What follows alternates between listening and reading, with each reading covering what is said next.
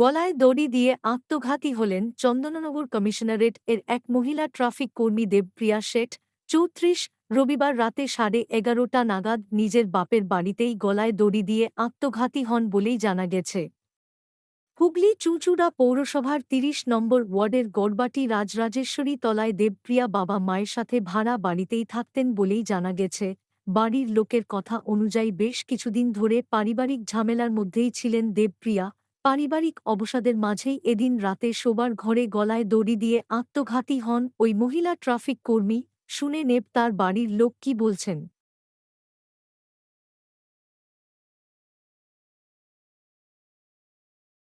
কি করে? হ্যাঁ, কালকে রাত্রিরে যখন বাড়িতে ছিলাম তখন প্রায় 12:15। তা সেই সময় পাড়ার লোকের মুখে খবর পেলাম যে আমাদের গড়বাটি রাজরাজেশ্বরী মন্দিরের পাশে বাড়িতে ভাড়া থাকেন দিলীপ ভট্টাচার্য মহাশয়। তিনি পৌরসভার প্রাক্তন কর্মী। তা তার বিবাহিত মেয়ে তার একসঙ্গেই থাকতেন, তার নাম দেবপ্রিয়া শেঠ। সে নাকি আত্মহত্যা করেছে। তা শুনে তৎক্ষণাৎ আমরা বা পাড়ার লোকেরাও সব এলাম। তা পুলিশে খবর দেওয়া হয়েছিল, পুলিশও এলো। আমাদের খুব খারাপ লেগেছে, খুব কম বয়সী মেয়ে। সে দেখতাম রাস্তায় ট্রাফিকের কাজকর্ম করতো। তার একটা ছোট মেয়ে রয়েছে, তার বিয়ে হয়েছিল চন্দননগরে। তা এখানে মায়ের সঙ্গে থাকতো। ওর স্বামী আগে আসা যাওয়া করতো, এটা আমাদের চোখে পড়তো। ইদানিং আর তার স্বামীকে আসতে আমরা দেখি না। তারপর কালকে সুইসাইডের পর ওই মেয়ের মা তিনি বলছেন তার স্বামীর সঙ্গে নাকি ইদানিং একটু অশান্তি চলছিল। আর একটা সুইসাইড নোটও নাকি ডায়েরিতে লিখে গেছে। সেখানে যেটা শুনেছি ওর মায়ের মুখেই যে স্বামীর জন্য আর কি ব্যাপারটা হয়েছে বলে ওরা আর কি অভিমত প্রকাশ করছে। তবে একটা ভেতরে কী আছে তো আর আমরা ঠিক জানি না। তা পুলিশ এসেছিলো, পরে নিয়ে গেছে। আজকে পোস্টমর্টম হবে। আমাদের যতটা সহযোগিতা করার আমরা করব। তারপর যা কেস মারফত পুলিশ যা করে সেটাই। কিচ্ছু ঘটনা হয়নি। ও মনের বিধ্বস্ত অবস্থা, সারাদিন পাগলের মতন। মানে কি বলবো, কোনো কথা শুনছেও না, বুঝছেও না, কিছুই না।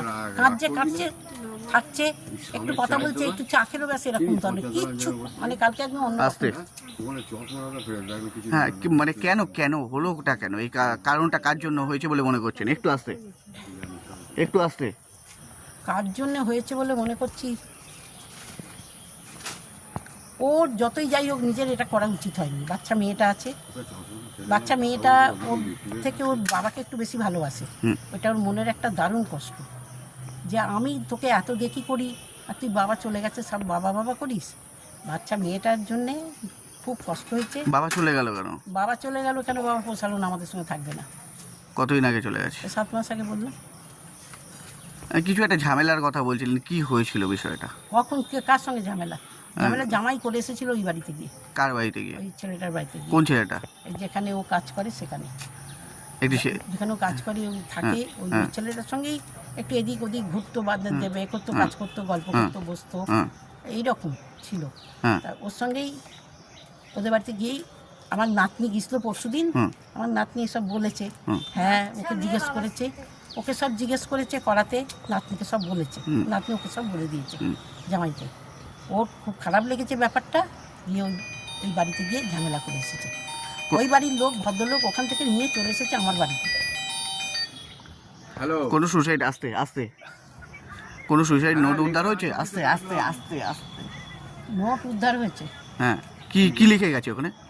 তাতে জামাইকে হ্যাঁ, আর ওর মেয়েটাকেই দোষারোপ করে গেছে।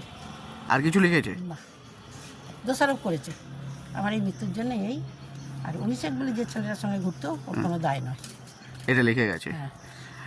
মানে কি মনে হচ্ছে, জামাই ওই আগের দিনকে ওই বাড়িতে গিয়ে ওরকম বলেছে বলেই কি সুইসাইডটা করলো? নিশ্চয়ই, একবারে 100 ভাগ ওই রকম গিয়ে করেছে। ও সহ্য করতে পারিনি। ওই বাড়ির ভদ্রলোক এসে আমার মেয়েকে একটু সেট দিয়েছে।